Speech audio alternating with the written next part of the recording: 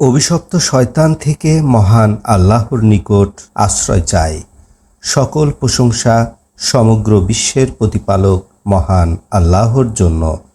রহমান ও রাহিম আল্লাহ তাআলার নামে সূরা আম্বিয়া এর বাংলা সরল অনুবাদ শুরু করছি।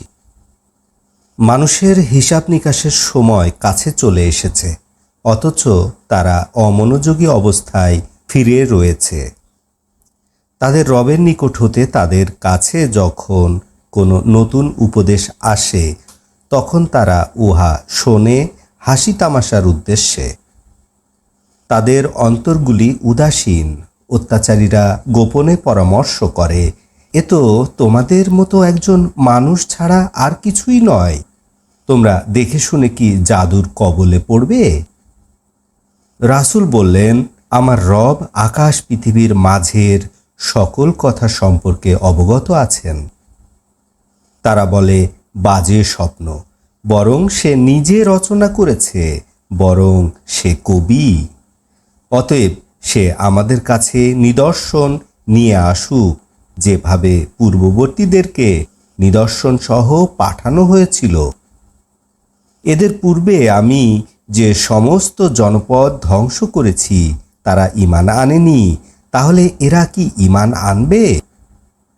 আপনার পূর্বে আমি পুরুষ ছাড়া কাউকে রাসূল হিসাবে প্রেরণ করিনি। আমি তাদের কাছে ওহী পাঠিয়েছি। তোমরা যদি না জানো তবে কিতাবে জ্ঞানসম্পন্ন ব্যক্তিদের কাছে জিজ্ঞাসা করে দেখো।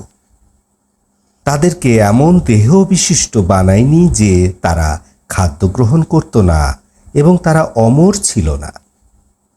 অতঃপর আমি তাদের কাছে কৃত ওয়াদা বাস্তবায়িত করলাম। আমি যাদেরকে ইচ্ছা করলাম মুক্তি দিলাম এবং আমি জালিমদেরকে ধ্বংস করলাম।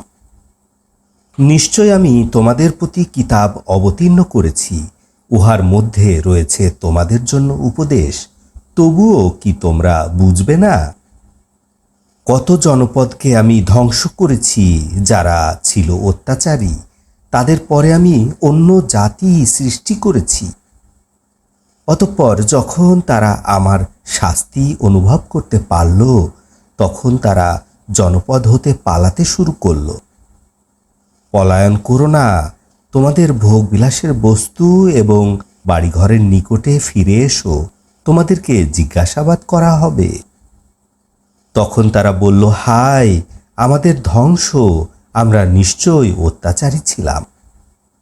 আমি তাদেরকে কেটে ফেলা ফসলের মতো, নিভে যাওয়া আগুনের মতো না করে দেয়া পর্যন্ত তাদের আর্তনাদ চলছিল।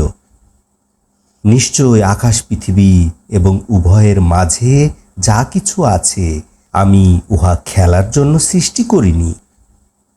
আমি যদি খেলার জন্য কোনো বস্তু গ্রহণ করার ইচ্ছা পোষণ করতাম, তাহলে তা আমি আমার নিজের পক্ষ থেকেই করে নিতাম, যদি আমার গ্রহণ করার ইচ্ছাই থাকত। বরং আমি সত্য দ্বারা মিথ্যার উপরে আঘাত করি, অতঃপর উহা বিলুপ্ত হতে থাকে। তোমাদের উক্তির জন্য তোমাদের ধ্বংস হবে। আকাশসমূহ এবং পৃথিবীর মধ্যে যা কিছু আছে সব তারই, এবং তার কাছে যারা আছে তারা তার গোলামি করতে অহংকার করে না এবং ক্লান্ত হয় না। দিবারাত্রি আল্লাহর পবিত্রতা জপনা করে, কখনো বন্ধ করে না।